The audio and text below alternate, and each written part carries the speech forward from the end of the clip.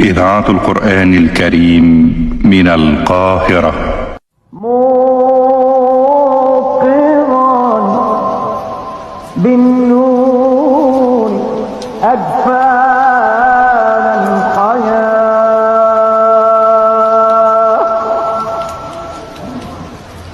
الضحى من نور من، والندى من فيض من، الضحى من نور من، والندى من فيض من.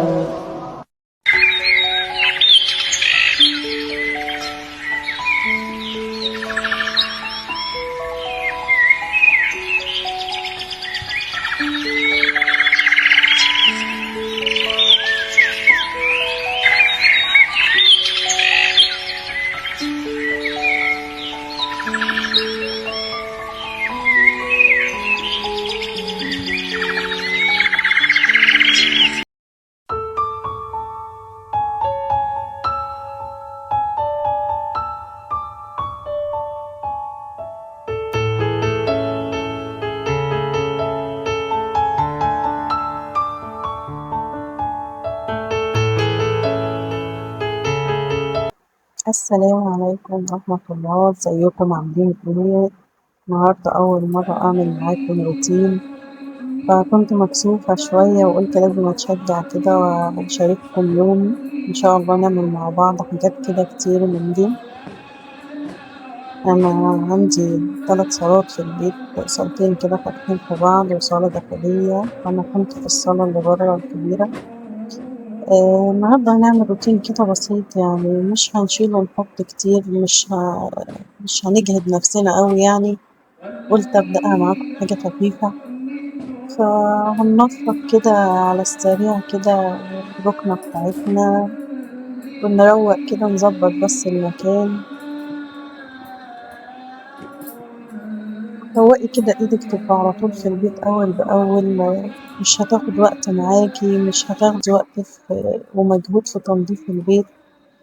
هنا بقى أنا قلت كده أكنس حوالين السفرة ونروق كده من تحت السفرة ومن الجناب، نحاول كده نلم كل حاجة.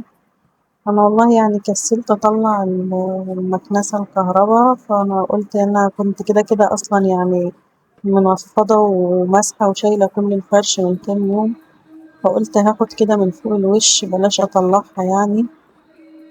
وبدأت كده أنضف وألم كل حاجة كده على قد ما أقدر. افتحي كده الشبابيك، خلي الشمس تخش البيت كده. الشمس كده بتدينا طاقة إيجابية حلوة أوي كده، وتقينا من الأمراض على الأقل كده، بتغير جو البيت. هنا بقى هكنس كده من فوق الوش. أنا زي ما قلتلكوا كنت شايلة الفرشة من كام يوم وماسحة ومنفضة، وكنت غاسلة الحفاظات ديت في الغسالة. أنا شايلة سجادة البيت كله. في الصيف الجو عندنا شقتنا حر أوي بصراحة، منها للسقف على طول، فباجي في فصل الصيف وبروح شايلة كل السجاد وبفرش كده حفاظات بسيطة ومشايات صغيرة كده في البيت. هتشوف دلوقتي بعزل البيت يعني. أنا بقى جبت الشرشوبة وحطيت فيها مية وحطيت فيها شوية ديتول كده وشوية معطر جو، معطر أرضيات وملمع.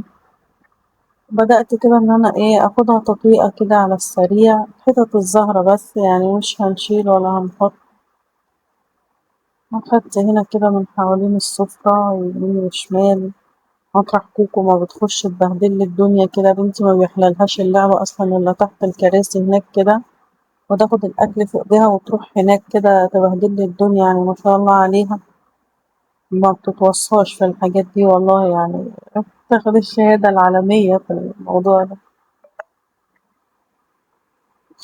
خدت السلمة كده اللي قدام الصالة التانية. هنا بقى أوضة النوم، عايزة أقولكوا أوضة النوم والله يمكن بقالي 10 أيام ما دخلتهاش ولا رتبتها.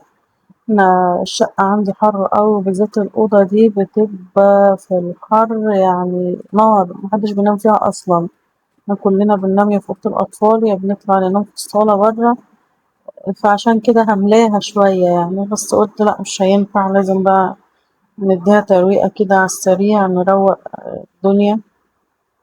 تحت الشباك كده وغيرنا، كنت شايلة فرش السرير قبل كده وغسلاه وما فرشتوش من وقتها يعني محدش بينام وكسلت بصراحة يعني. قلت بقى مش هيفضل المظهر العام بالمنظر ده كده مش هينفع، لازم نروق يعني. ابتديت إن أنا أنفض كده وأنفض حوالين السرير واديته بصراحة، فصلت الكاميرا وهشيت الحيطان هفة محترمة كده والشبابيك، وقلت بعد كده بقى ايه نظبط الدنيا كده.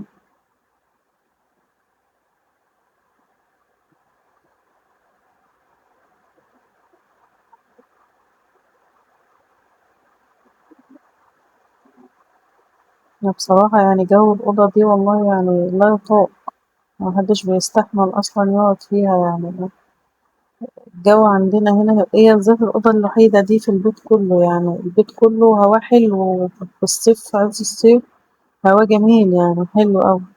ما اعرفش الأوضة دي بالذات ليه يعني، يمكن عشان لون الدهان يعني، بس لون الدهان ملوش علاقة بالشمس برا، وبرغم ان الصالة برا التانية اللي انا كنت فيها دلوقتي الشمس بتضرب فيها اكتر من الصبح، الشمس بتضرب فيها. هنا بقى أنا عشان انا حاطة السرير جنب الحيطة عشان كوكو بتنام معايا لسه، فحطاه جنب الحيطة، فحاطة اتنين الكومودينو جنب بعض.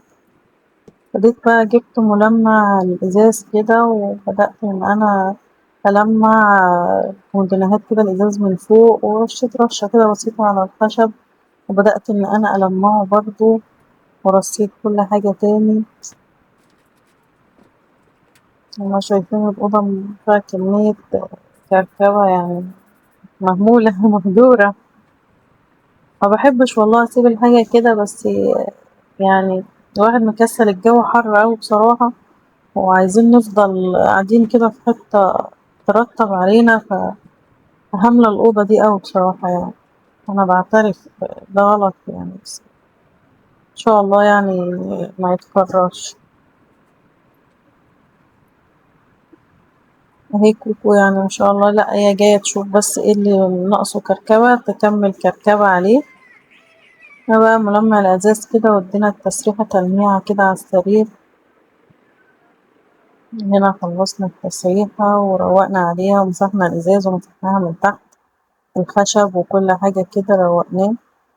هنلم بقى، أنا قلتلكوا إن أنا شايلة السجاد كله، فأنا حاطة شوية بس مشايات كده بسيطة في كل مكان، مشايتين ولا حاجة كده يعني، ما اسيبش البلاط. هنا لقيتهم مطربين زيادة عن اللازم، فقلت بلاش حف عشان الخشب اللي أنا لسه ملمعاه ده، وخدتهم برا قدام الباب برا، واديتهم بقى تنفيضة محترمة. نبدأ بقى كده نلم كل العفار، الكناسة اللي كانت موجودة فيها.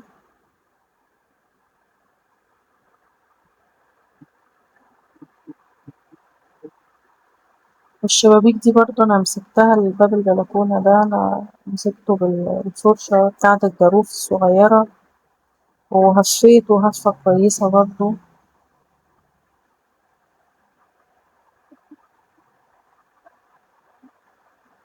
هنلم الزبالة كده مع بعض ونكومها ونعملها نلمها بالجاروف. هنا بقى جبت برضو الشرشوبة وظبطت ميتها ودنيتها، وابتديت ان انا كده ألمع السيراميك على السريع كده تلميعة بسيطة كده. هي يعني الأرض نضيفة، هي محدش بيدخل الأوضة بس مفيهاش دهس وبهدلة، والأرض يعني حلوة مش محتاجة دعك يعني، هي يدوبك بس كده تلميعة. وبصراحة ريحة المعطر في الشقة مدية ريحة حلوة قوي، تفضل كده معلقة في الأرض كده وفي البيت كله كده كام يوم والله يعني. كل ما نفتح باب أوضة كده وتخشي الريحة بتقابلك كده حلوة. دايما هو فصل الصيف عاوز كده، هو مش عايز فرش، هو عايز حاجات بسيطة كده على الأرض تبقى سهلة معانا في الشيل والحط، عشان احنا كمان ما نتعبش، ولما نتعب نقوم نزهق ما نعملش. لأ يعني حاجات بسيطة كده، والجو حر وسهل علينا كل يوم والتاني نشيل ندي تطويقة كده على السريع، نرطب على نفسنا يعني. أنا مشيت كده على أرضية الدولاب من تحت، خلصت كده بقى مسيح وابتديت إن أنا أفرش. شايفين إن مساحات الأوض عندي ضيقة أوي ازاي، يعني شايفين حتة السجادة الصغيرة دي بينها وبين السرير مفيش.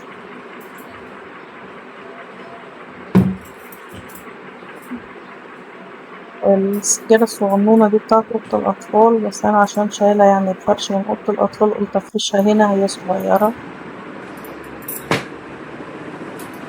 وكده رجعت الأوضة معانا، يعني حاجة حلوة أوي والله.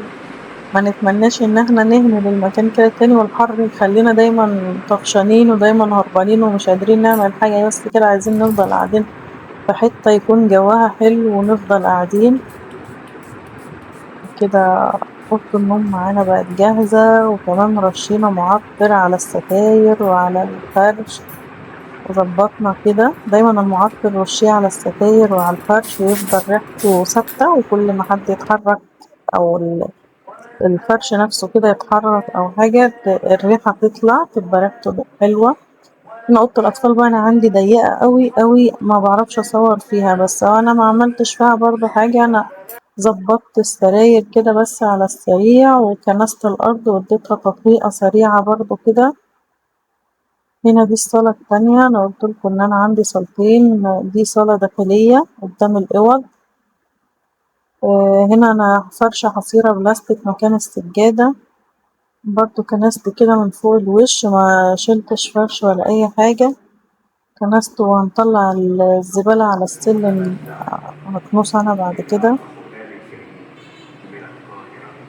وبرضو طوقت الأرض وظبطت الدنيا كده.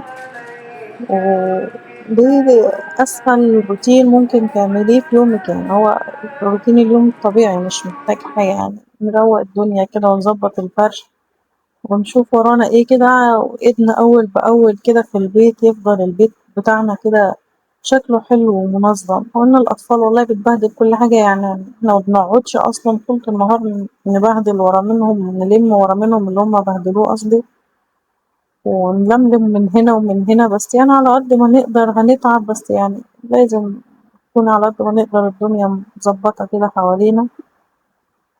هنا بقى دخلت على المطبخ، وكان عندي مواعين من امبارح بصراحة كنت تعبانة، الأملاح تعباني شوية، ما قدرتش إن أنا أغسل حاجة، يعني سبتهم لتاني يوم. هندعكهم كده بقى. عندي بغسل المواعين بصابون اللي هو القطع ده بتاع غسيل المواعين، بصراحة بحسه بيلمع المواعين أكتر من الصابون السائل. الصابون السائل حلو أوي برضه، بس الألمونيا بالذات تحسها عايزة اللي هو القطع ده، لازم منه عشان الدنيا تظبط يعني.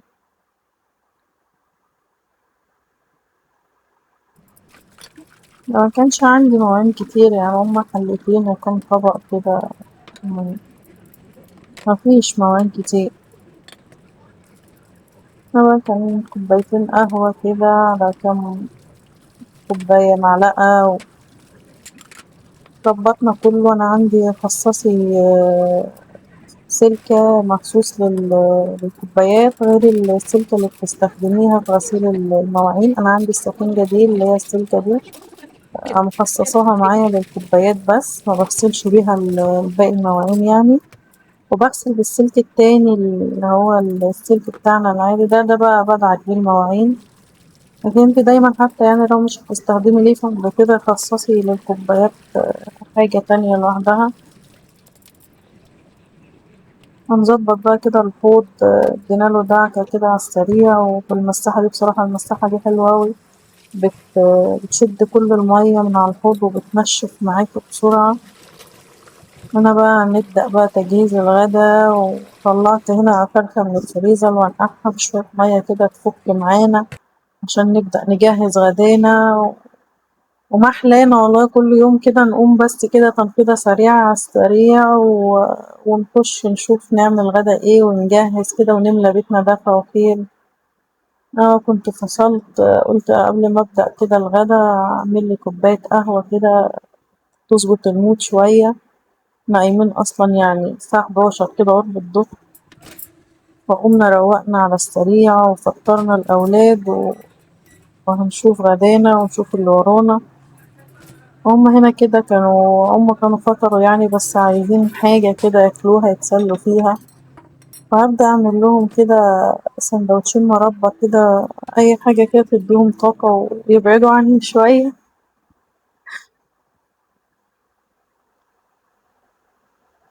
أنا كان عندي التوست ده في الفريزر بصراحة، طلعته وحطيته في الميكرويف كده نص دقيقة، بقى زي الجاهز بالظبط أكنك لسه جايباه، وفردتلهم عليه مربى.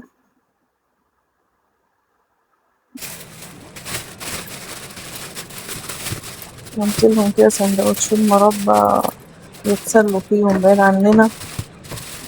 نبدأ بقى نجهز الغدا بتاعنا. أنا معانا جبنة كوسة وبتنجان وخضرة، حاجة صبحة وفريش، وهنبدأ بقى ايه نشتغل فيهم على طول. ابتديت أشيل الحتة من فوق دي، وحتة صغيرة اللي هي بتبقى تحت دي موجودة فيها.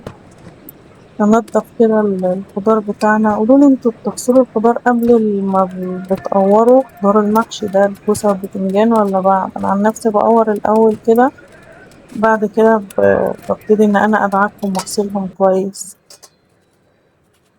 بشوف ناس تقولوا لأ لازم ينغسلوا الأول يعني أنضف وأحسن، بس أنا بصراحة يعني ما بدقش يعني، لأ بشتغل كده بعد كده بغسل عادي يعني.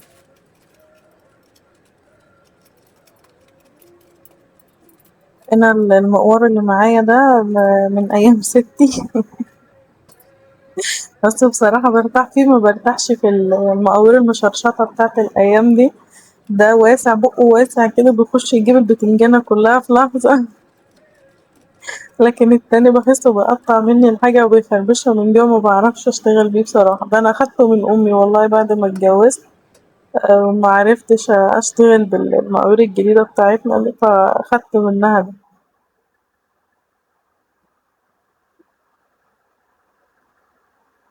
بقى خلّصنا باقي الكمية ومسكت السكينة المشرشطة كده، ويعني باعمل لهم شوية رسومات خزعبلية كده على الكوسة، لازم برضه نزين الحاجة كده، بس والله بتديها منظر حلو وبتخلي الشكل الجمالي حلو يعني. العين بتاكل قبل القلب يا جماعة والله يعني. على قد ما نقدر نزين كده ونهشتك الحاجة كويس أوي يعني نفتح نفسهم.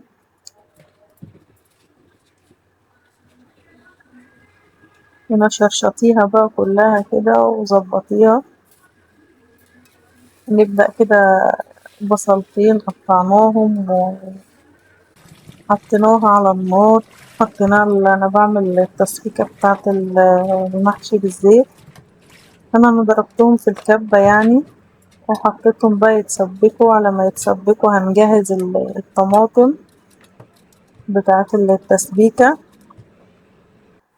هنا بقى أنا هضربها في الخلاط بصراحة، بس وانتي بتضربيها حطيلها قرن فلفل أحمر، بصراحة بيودي اللون في حتة تانية، بيخلي لون التسبيكة أحمر قوي، وكمان بيخلي الطعم بتاع المحشي حلو خالص. احنا أصلا ما بنحبش المحشي الفلفل يعني، أنا بحط قرن أو قرنين كده بس يعني يدوا ريحة في الفلفل، لأنه بيدوا ريحة وطعم، لكن كأكله هو كده احنا مش بناكله يعني، مش بنفضل. أنا بقى جبت الطبق ومليته مية كده، وخليت المية شغالة مية جارية كده، وبدأت أغسل. أنا مسرعة الفيديو يعني عشان ما ناخدش وقت، بس هي بدعك فيهم كويس قوي وبدخل المية جواهم مرة واتنين وبفضيهم. وجبت الرز وغسلته وجهزنا كده، هي كانت خلاص التسليكة بتاعتنا خلاص، فأنا جهزت الحاجة. والفرخة هناك كانت فكت، أنا كنت قطعتها وعصرت عليها ليمون ورشيت عليها ملح وسبتها كده تتنقع شوية. وممكن برضه تعمليلها محلول النقع بتاعها، ملح وليمون ودقيق وسنة خل بسيطة خالص وحطيهم مع بعض كده يتنقعوا. حطي ورق لورا معاهم حبهان لو عندك، لو إمكانية مساعدة. بس أنا اكتفيت بالليمون كده والملح، وابتديت أقلب بقى خلطة المحشي. أنا حطيتله بس كمون وفلفل أسود وكزبرة، وبصراحة حطيت ملح سعودي. أنا الملح السعودي بستخدمه في كل الأكلات، أنا ظبطت ملحها. الملح السعودي ده مش بيحدق، مش بيملح يعني، ده بيدي نكهة. أنا بستخدمه في معظم الأكلات يعني، بيدي طعم حلو خالص في الأكل. خلينا بقى نعبي كده البتنجان بتاعنا والكوسة، نظبط الدنيا.